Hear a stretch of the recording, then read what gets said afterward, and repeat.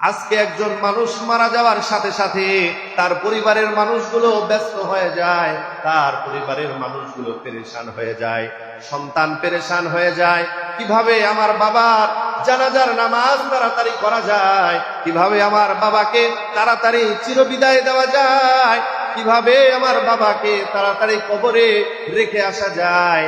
সন্তান পেরেশান হয়ে যায়, স্ত্রী পেরেশান হয়ে যায়, ভাই বোন আত্মীয় স্বজন সবাই তাড়াতাড়ি করে দুনিয়ার সব কাজগুলো ফেলে রেখে তাকে বিদায় দেওয়ার জন্য পাগল হয়ে যায়।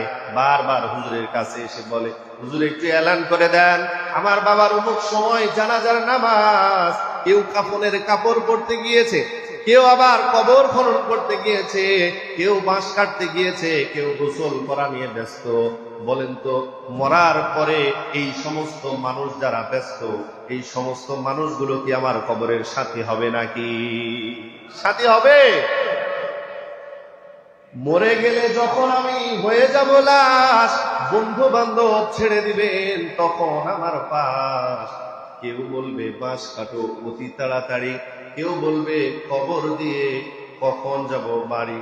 এখন আমি জীবিত বলে সবাই আমার আপন, মরে গেলে আপন হবে শুধু সাদা কাফন। ঠিক কিনা বলে?